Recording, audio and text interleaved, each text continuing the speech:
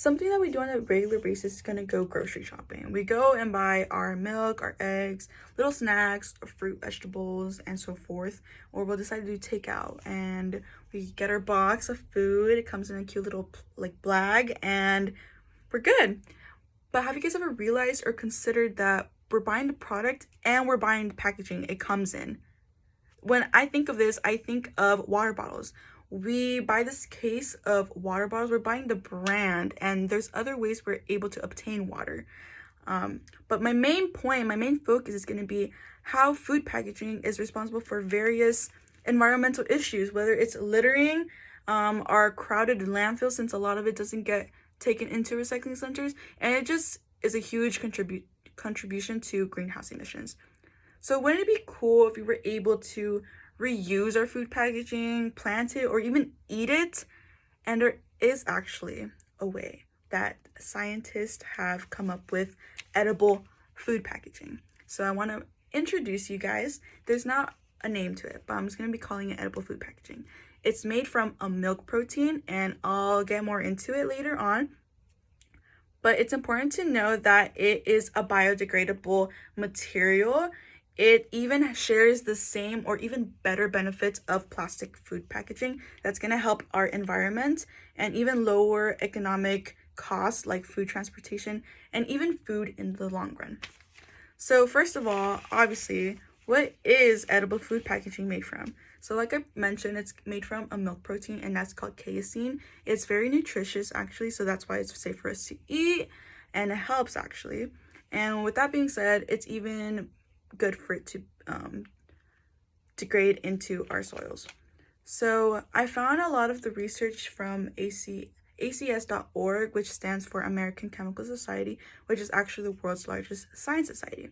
Not only did they address the issue, they were able to partner up with the United States Department of Agriculture and come up with this film material made from the casein. So they were able to find out that the milk protein contains the casein, which is a huge oxygen blocker, and that's important to know because it prevents food from spoiling. So when you open a food up from its packaging, it's already gonna expire. Has an expiration date, so it's gonna spoil. So there is a video shown on the website on acs.org, and it just shows the process of how the mixture is flattened through their laboratory materials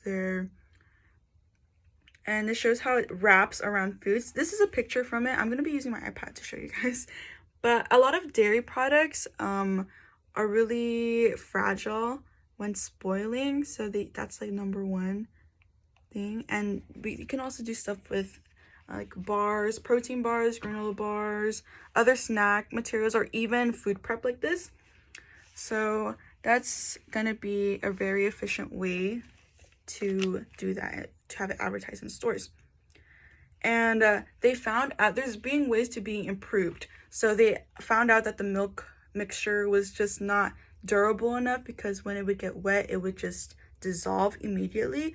So they were able to find a safe chemical that we're still able to consume, which is going to be the citric pectin, which just makes it more stronger and again durable for when the food is going to be transported.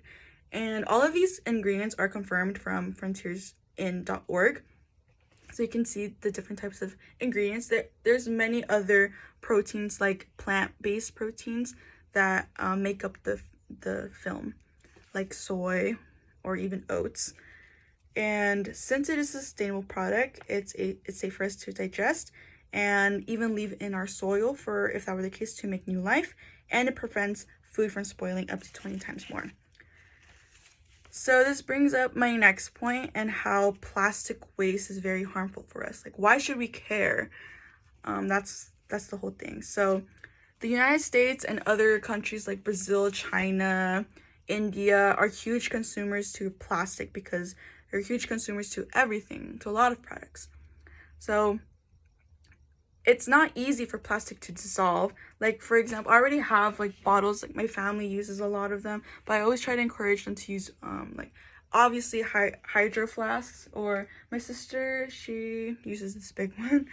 But yeah, like plastic can be found anywhere. this is from my family again. But it's not an easy material to dissolve because it is a petroleum based material. So it's gonna be found in all over the place. It's gonna be found in your backyard, it's gonna be found in your neighborhoods, especially in the ocean. This has become a huge issue because it has developed the Great Garbage Patch, which is found in the Pacific Ocean. I'm gonna show a picture. And when I first heard of it, it was the size of Texas. It is now 2 times the size of Texas. It's gonna be 3 times the size of France. And that's just an example of how fast plastic waste is being thrown into our environment. So I need to explain on how are ways that we're able to help and contribute to this new solution. Obviously, you have to do your part. It's gonna be something that I have to get in a habit of. I'm obviously human, so I do have my days, my times where I'll forget to throw something in the recycling bin. But a lot of places already provide compost, recycling, and other sections. For example, at Starbucks I usually go to, they have a trash can that splits and it has little pictures to show you what materials, what items go into which side. So that's the way we can reduce our plastic waste.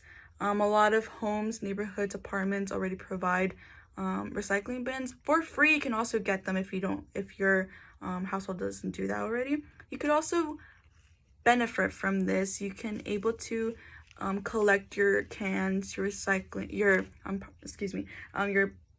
bottles, and you can make money off of it if you take it to recycling centers.